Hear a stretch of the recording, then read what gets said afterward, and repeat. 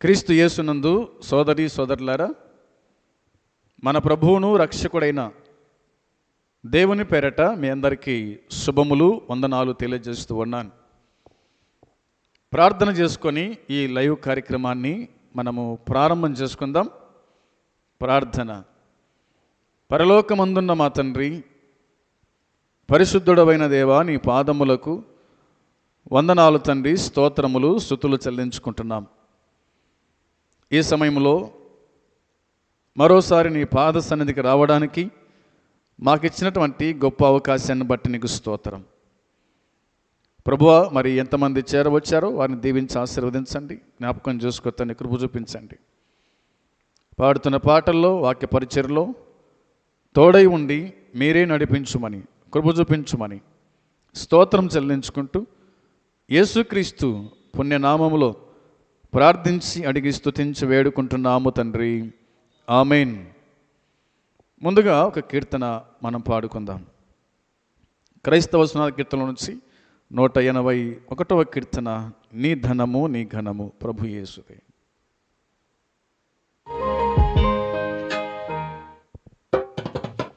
నీ ధనము నీ ఘనము ప్రభు యేసుదే, నీ దశమా భాగము నీయ వెనుదీతువా. నీ ధనము నీ ఘనము ప్రభు యేసుదే, నీ దశమా భాగము నీయ వెనుదీతువా. ధరలోన ధన ధాన్యములనీయగా కరుణించి కాపాడి రక్షింపగా. ధరలోన ధన ధాన్యములనీయగా కరుణించి కాపాడి రక్షింపగా. పరలోకనాదుండు నీకీయగా, మరి యేసు కొరకీయ వెనుదీతువా. పరలోకనాదుండు నీకీయగా, మరి యేసు కొరకీయ వెనుదీతువా. నీ ధనము నీ ఘనము ప్రభు యేసుదే, నీ దశమా భాగము నీయ వెనుదీతువా.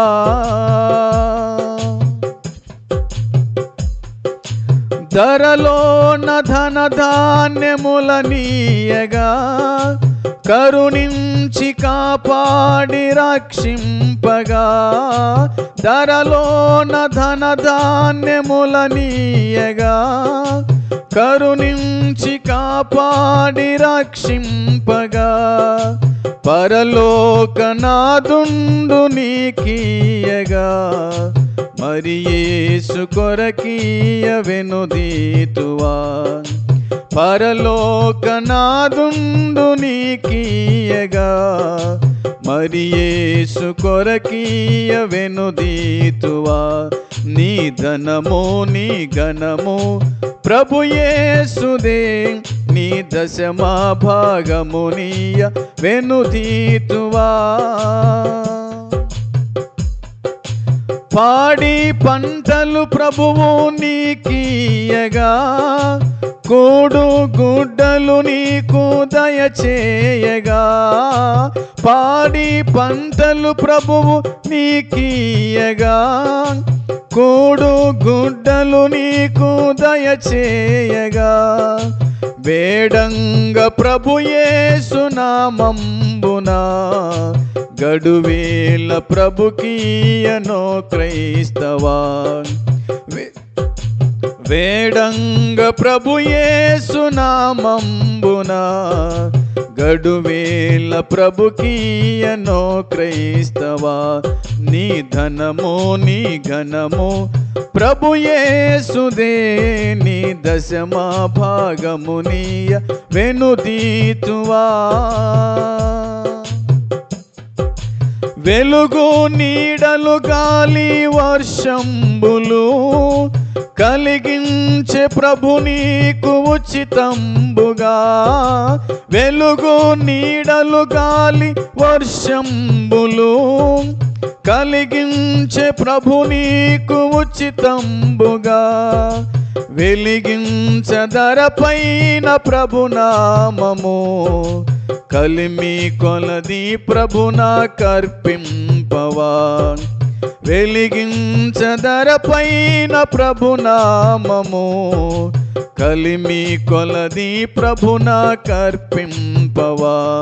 నీ ధనము నీ ఘనము ప్రభు యేసుదే, నీ దశమా భాగము నీయ వెనుదీతువా. కలిగించే సకలంబు సమృద్ధిగా, తొలగించే పలు భారభరితంబులు. కలిగించే సకలంబు సమృద్ధిగా, తొలగించే పలు భారభరితంబులు. బలియాయని పాపముల కోసమే, చెలువంగ ప్రభుకీయ చింతింతువా. బలియాయని పాపముల కోసమే, చెలువంగ ప్రభుకీయ చింతింతువా. నీ ధనము నీ ఘనము ప్రభు యేసుదే, నీ దశమా భాగము నీయ వెనుదీతువా. నీ ధనము నీ ఘనము ప్రభు యేసుదే, నీ దశమా భాగము నీయ వెనుదీతువా.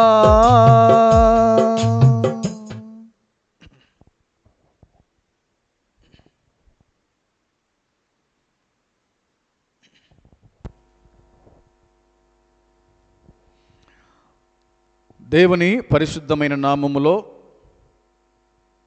మరోసారి మీకందరికీ శుభములు వందనాలు తెలియజేస్తూ ఉన్నాను. ఈ సమయమున దేవుని వాక్యం నుంచి కొన్ని మాటలు ధ్యానం చేసుకుందాం. లూకా రాసిన సువార్త 12వ అధ్యాయం. లూకా రాసిన సువార్త 12వ అధ్యాయము 16 నుంచి 21 వరకు మనము చదివి ధ్యానం చేసుకుందాం. మరియు ఆయన వారితో ఈ ఉపమానము చెప్పాను. ఒక ధనవంతుని భూమి సమృద్ధిగా పండెను. అప్పుడతడు, నా పంట సమకూర్చుకొనుటకు నాకు స్థలము చాలదు గనుక నేనేమి చేతునని తనలో తాను ఆలోచించుకొని, నేను ఇలాగూ చేతును, నా కొట్లు విప్పి వాటికంటే గొప్ప వాటిని కట్టించి అందులో నా ధాన్యమంతటిని నా ఆస్తిని సమకూర్చుకొని, నా ప్రాణముతో ప్రాణమా, అనేక సంవత్సరములకు విస్తారమైన ఆస్తి నీకు సమకూర్చబడి ఉన్నది. సుఖించుము, తినుము, త్రాగుము, సంతోషించుమని చెప్పుకొందుననుకొనెను. అయితే దేవుడు, వెర్రివాడా, ఈ రాత్రి నీ ప్రాణం అడుగుచూ ఉన్నారు. నీవు సిద్ధపరిచినవి ఎవని వగునని అతనితో చెప్పాను. దేవుని ఎడల ధనవంతుడు కాక తన కొరకే సమకూర్చుకున్నవాడు అలాగునని ఉండునని చెప్పెను. ఈ వచన భాగములో ధనవంతుని గురించి యేసు ప్రభువారు ఒక ఉపమానాన్ని తెలియపరిచినాడు. ఈ ఉపమానములో రాయబడిన మాట ఏంటంటే, ఇలాగ చెప్పుకుందాం. తప్పించుకొన వీలు లేని స్థితిలో గల వెర్రివాడైన ధనవంతుడు అనే సంగతి దేవుని వాక్యం గుర్తు చేస్తూ ఉంది. ఆయన వారితో ఉపమానం చెప్పాను. ఒక ధనవంతుని భూమి సమృద్ధిగా పండెను అని వాక్యంలో రాయబడింది. ఒక ధనవంతుని భూమి సమృద్ధిగా పండిందంట. భూమి సమృద్ధిగా పంటనిచ్చుట. రైతు పొలాన్ని సేద్యం చేసి చెత్త చెదారము రాళ్ళు అన్నీ వేరు పారేసి శ్రేష్టమైన భూమిలో, మంచి భూమిలో విత్తనాలు వేస్తాడు. దాన్ని పండించేది దేవుడే. భూమి మొదట మొలక, విత్తనం, విత్తనం మొలక, తర్వాత చెట్టు గింజలు. దేవుడు వర్షాన్ని ఇవ్వగా భూమి పంటనిస్తూ ఉంది.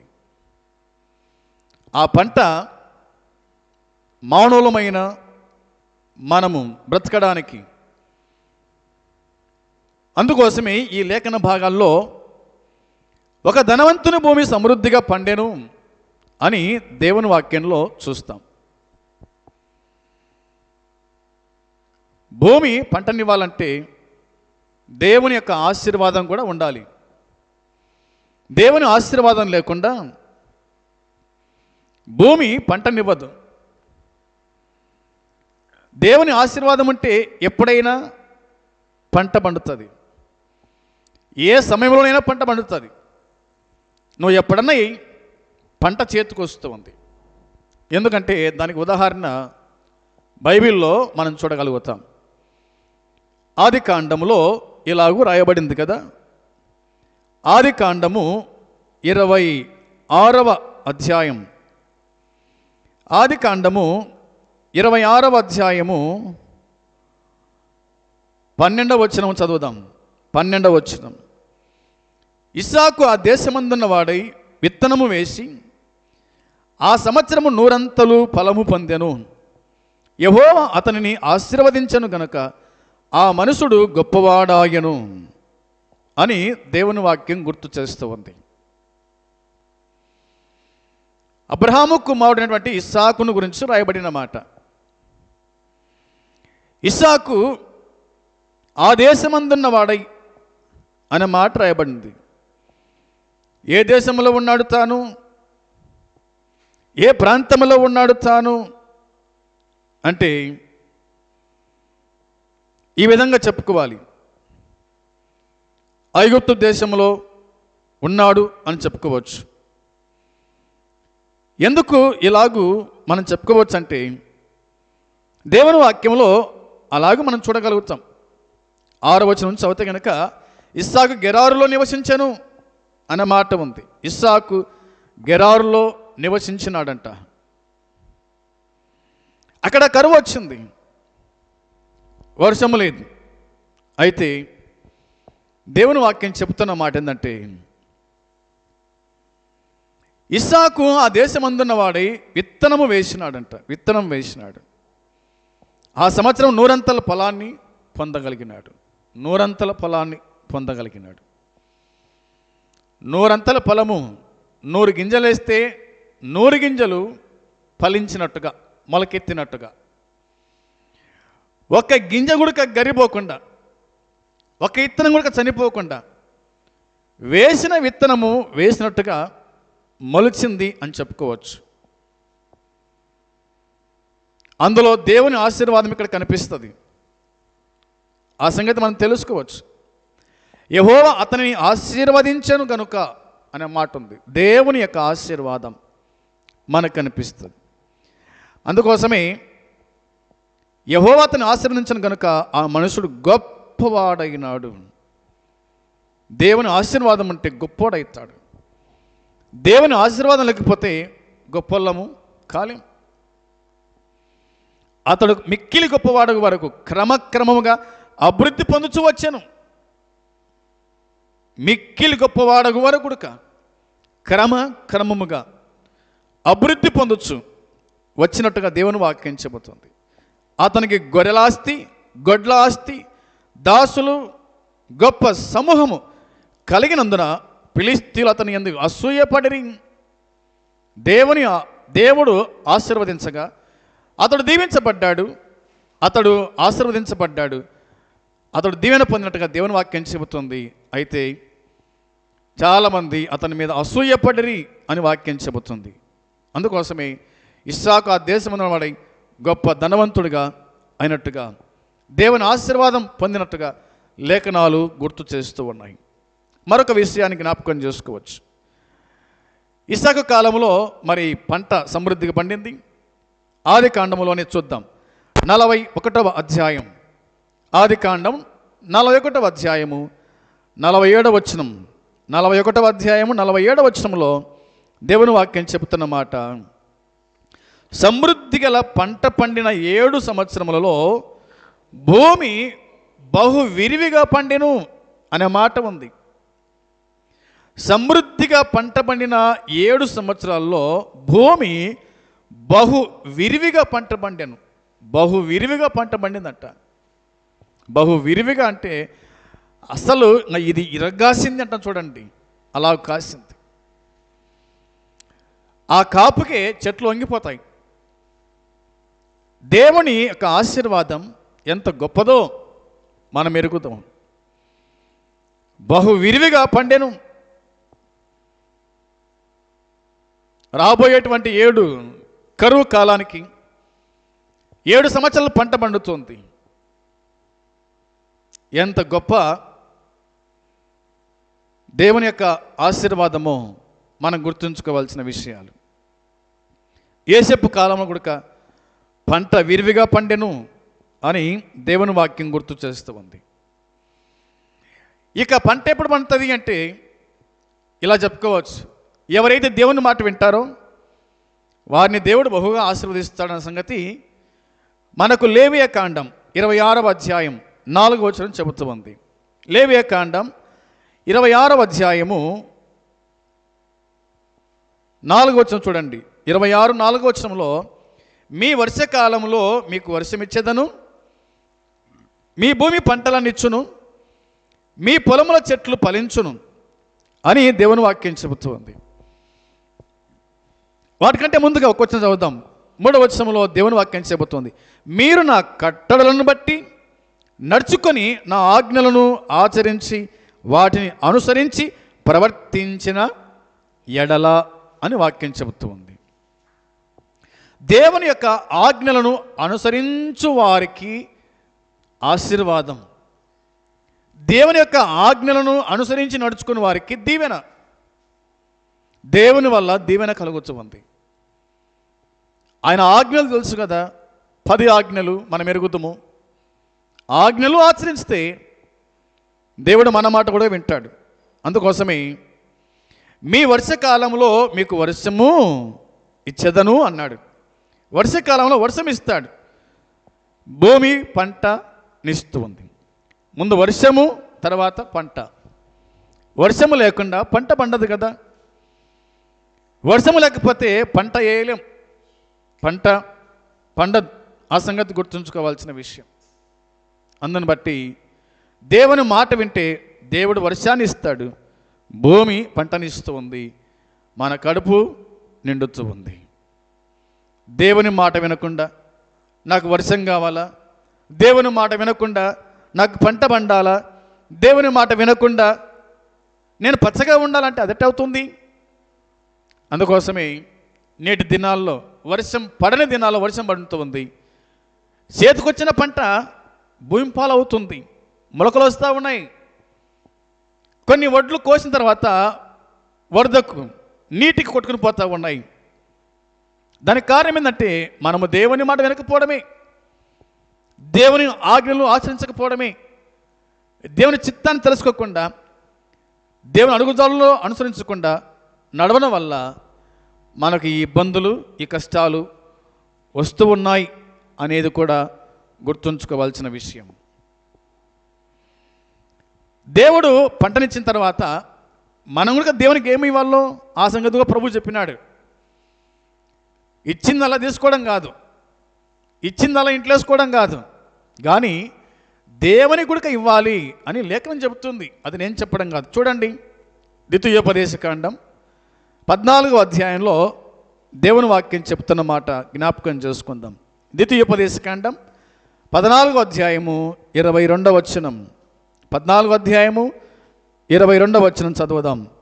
ప్రతి సంవత్సరమున నీ విత్తనముల పంటలో 10వ భాగమును ఆవశ్యకముగా వేరుపరచవలెను అని దేవుని వాక్యం చెబుతున్నమాట. ప్రతి సంవత్సరం నీ విత్తనముల పంటలో 10వ భాగము అవశ్యముగా వేరుపరచాలి. ధాన్యం ఇంటికి వచ్చిన తర్వాత ఆ ధాన్యములో నిండు రాశిలోనే దేవుని భాగము దేవునికి తీసిపెట్టాలి. దేవుని భాగము దేవుని తీసి పెట్టాలి. ఇది దేవుని భాగం, ఇది దశమ భాగం అని ఇలా చెప్పుకుందామా? 10 మూటలు మండింది అనుకోండి, దేవునికి ఎంత ఇవ్వాలా? 1 మూట ఇవ్వాలి. 100 మూటలు మండితే కనుక దేవునికి 10 మూటలు ఇవ్వాలి. అది దశమ భాగం. 30 మూటలు వండినా 40 మూటలు వండినా ఒక మందు సంచి తెచ్చేస్తే కనుక అది దశమ భాగం కాదు, దేవునికి ఇచ్చినట్టు కాదు. అది దేవుడు కోరేది అది 10 మూటలకు 1 మూటే. 100 మూటలు పండితే 10 మూటలు దేవుని సన్నిధిలో వేయాలి, దేవునికి ఇవ్వాలి. అప్పుడు దేవుడు కూడా సంతోషిస్తాడు, ఆనందిస్తాడు. అది నాది అన్నాడు దేవుడు, అంతే. అది నాది, అది నీది కాదు. నేను వర్షం ఇవ్వకపోతే భూమి పంటనిస్తుందా? ఇవ్వదు కదా. నేను కాపాడకపోతే మీరు బతకలేరు కదా. అందుకోసమే నాది నాకు ఇవ్వండి అన్నట్టుగా దేవుడు మాట్లాడినాడు. వినండి, ప్రతి సంవత్సరమున నీ విత్తనం పంటలో దశమ భాగమును అవశ్యంగా తీసి ఇవ్వండి అని దేవుని వాక్యంలో మనము చూడగలుగుతాం. మనకంటే ముందున్న భక్తులు ఇచ్చలేరా అంటే ఇచ్చినారు వాళ్ళు కూడా.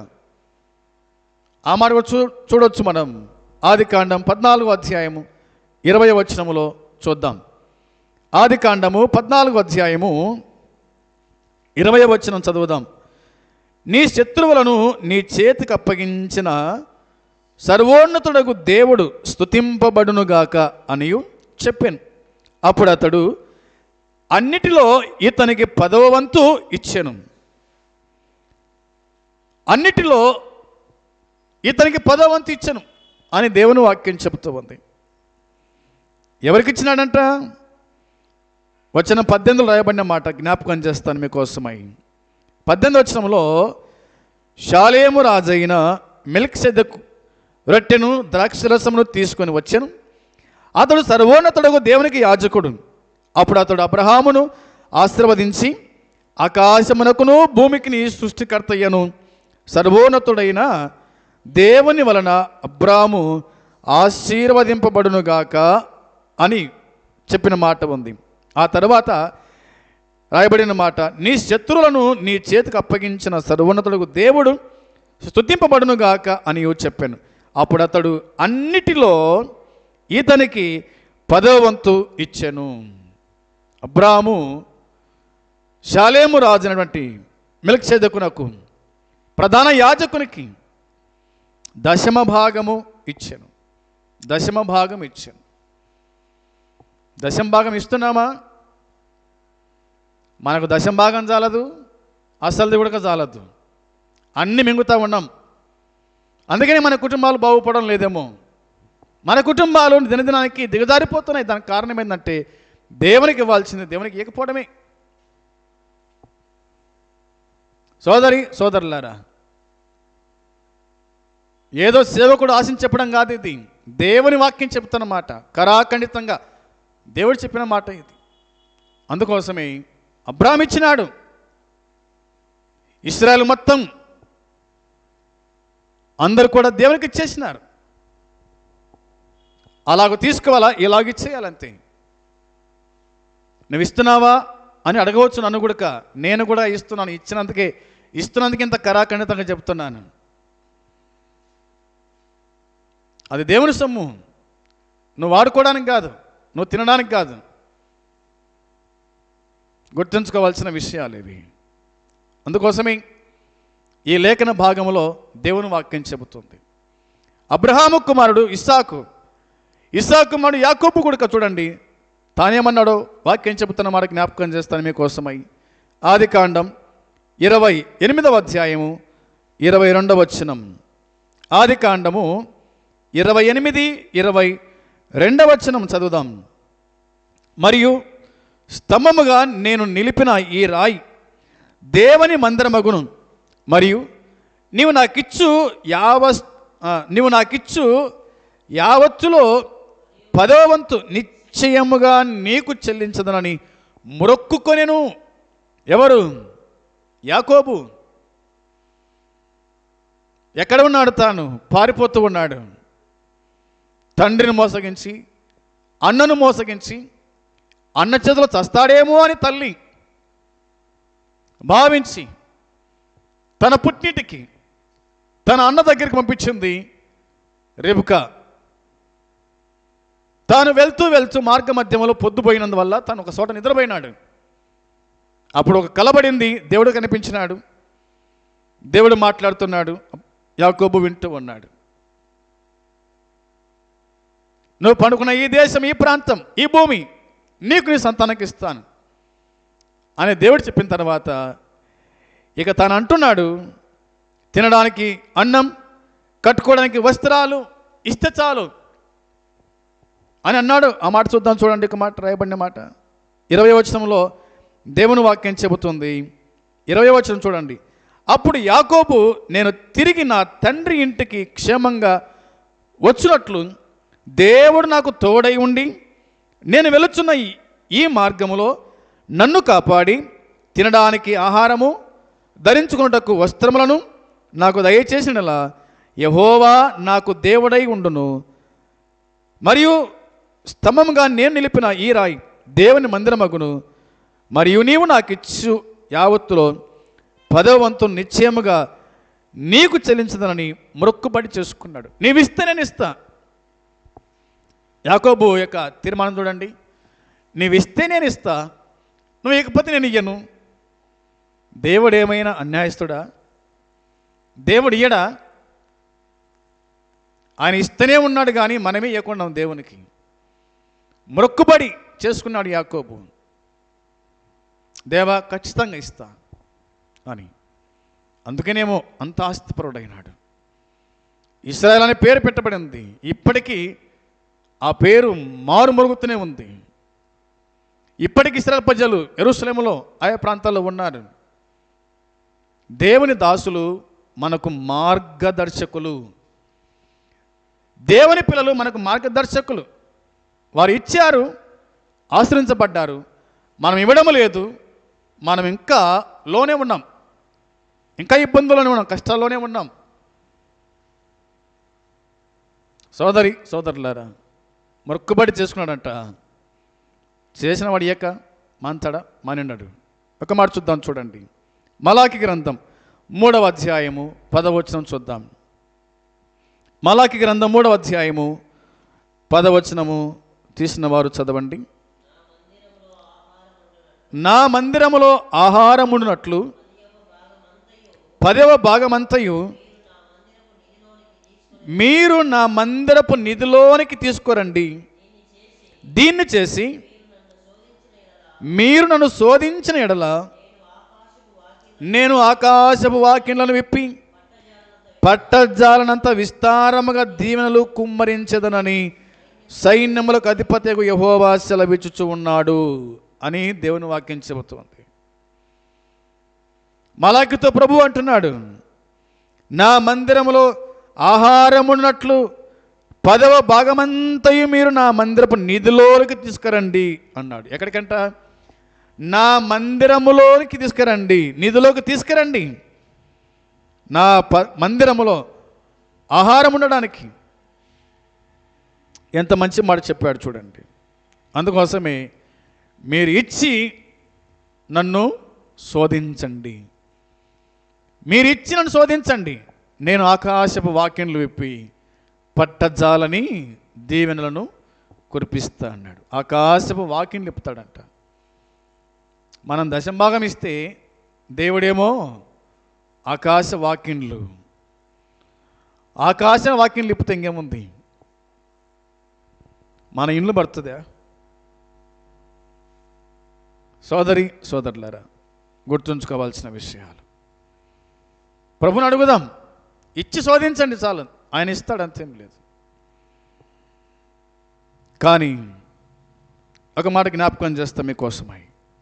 మత్తయి సువార్త 23వ అధ్యాయము 23వ వచనం. మత్తయి సువార్త 23:23లో కొంతమంది మహానుభావులు ఉన్నారు. వీళ్ళు జ్ఞానవంతులు. ఎవరు వాళ్ళు? చూద్దాం, చూడండి. మత్తయి సువార్త 23:23లో, అయ్యో వేశ్యదారులైన శాస్త్రులారా, పరిసయ్యులారా, మీరు పుదీనాలోను సోపులోను జీలకర్రలోను ఏదంట దేంట్లో ఏది ఇస్తున్నారు వీళ్ళు? పదవంతు పుదీనా, సోప్ అంట, జీలకర్ర అంట. ఇవి దశంభాగాలు దేవునికి. దేవుడు కోరింది ఇవేనా? దేవునికి ఇష్టమైంది ఇవేనా? పుదీనాలో, సోపులో, జీలకర్రలో 10వ వంతు చెల్లించి ధర్మశాస్త్రములో ప్రధానమైన విషయాలను అనగా న్యాయమును, కనికరమును, విశ్వాసమును విడిచిపెట్టిరి. చేయాల్సింది చేయకుండా చేయకూడదు చేస్తున్నారు. ఇవ్వాల్సింది ఇవ్వకుండా ఇవ్వకూడదు ఇస్తూ ఉన్నారు. ఎంత జ్ఞానవంతో వీళ్ళు! మెచ్చుకోవచ్చు వీళ్ళని, అవునా? చేయాల్సింది చేయకుండా ఇవ్వాల్సింది ఇవ్వకుండా పుదీనాలో, జీలకర్రలో, సోపులో దేవుడు అన్నాడు. ఆయన ఏమన్నాడు? ఇంకా 24వ వచనంలో, అందులైన మార్గదర్శకులారా, దోమ లేకుండానట్లు వడియగట్టి వంటని మింగువారు మీరే. దోమలు లేకుండా వడగొడతారంట, వంటని మింగుతారంట. ఇటువంటి వాళ్ళు అన్నమాట వీళ్ళు. ఎంత ఘోరం అండి!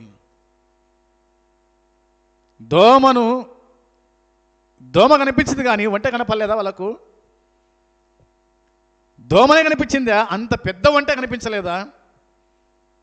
దోమలను వడగట్టారంట, వంటలను మింగుతూ ఉన్నారంట. వినండి, ధర్మశాస్త్రం విషయంలో ప్రధానమైన విషయాలను అనగా న్యాయమును, కనికరమును, విశ్వాసమును విడిచిపెట్టారు. మిగతా వాటిని చేస్తున్నారు. దేవుడు వీరిని ఖండించినట్టుగా దేవుని వాక్యం గుర్తు చేస్తూ ఉంది. అయ్యో వేషధారులైన శాస్త్రులారా, పరిసయ్యులారా, మీరు గిన్నెయు పల్లెమును వెలపట శుద్ధి చేస్తారు, కానీ అవి లోపల దోపుతోనూ అజితంద్రముతోనూ నిండి ఉన్నది అని దేవుని వాక్యం చెబుతుంది. దేవుడు ఎంతో బాధపడ్డాడు వీరిని బట్టి. మనము అలాగుండకూడదు, వీళ్ళు గొప్పలు చెప్పుకుంటారు అన్నమాట. గొప్పలు చెప్పుకుంటారు వీళ్ళు, గుర్తుంచుకోవాల్సిన విషయం. చూద్దాం, లూకా సువార్త 18వ అధ్యాయము వచనం 12లో వ్రాయబడిన మాట చూడండి. 18:12లో మనం చూస్తూ ఉన్నాం. ఇక్కడ, వారమునకు 2 మార్లు ఉపవాసము చేయొచ్చు, నా సంపాదన అంతటిలో 10వ వంతు చెల్లించున్నానని తనలో తాను ప్రార్థించుచు ఉన్నాడు. ఎవరంటే ఈయన? పరిసయ్యుడు. ఎవరైనా? పరిసయ్యుడు. తామే నీతిమంతులమని తమ్ము నమ్ముకొని ఇతరులు తునీకరించు కొందరితో ఆయన ఈ ఉపమానం చెప్పినాడంట. ప్రార్థించడానికి 2 మనుషులు దేవాలయానికి వచ్చారంట. వారిలో పరిసయ్యుడు నిలబడి అంటున్నాడు, దేవా, నేను చోరులను, అన్యాయస్తులను, వ్యభిచారులైన ఇతరుల మనుషుల వలనైనను, ఇదిగో ఈ సుంకరి వలనైనను ఉండనందుకు నీకు కృతజ్ఞతాస్తుతులు చెల్లించుచున్నాను. వారమునకు 2 సార్లు ఉపవాసం ఉంటున్నా నా సంపాదన అంతటిలో 10వ వంతు చెల్లిస్తున్నానని తనలో తాను ప్రార్థించుచు ఉన్నాడు. గొప్పలు చెప్పుకోవడం, నేను ఇంత ఇచ్చినా, నేను ఇంత ఇస్తున్నా, నేటి ఉపవాసం ఉంటున్నా, ఇవి చెప్పుకోవచ్చునా? అసలు ఇంతకు అడగొచ్చునా? చెప్పుకోవచ్చునా? అడగొచ్చునా? దేవుడు అన్నాడు, ఈ చేతి ఇచ్చింది మరో చేతికి తెలియకూడదని ప్రభు చెప్తున్నాడు. ఈ చేతి ఇస్తే మరో చేతి తెలియకూడదు. దేవునికి ఇచ్చే విషయంలో ఒక ఆయన ప్రార్థన చేయించుకున్నాడు. నోట్లు ఎంచుతున్నాడు అనమాట. ఎంచి ఇట్లు ఇస్తున్నాడు, అందరూ చూస్తాడు. 10 మంది ఉన్నారు నాతో పాటు. ఎంత ఘోరం! దేవుడు దాన్ని అంగీకరిస్తాడా? దేవుడు దాన్ని అంగీకరిస్తాడంటే అంగీకరించాడు. రహస్యమందు చూచుని దేవునికి కనబడాలంతే.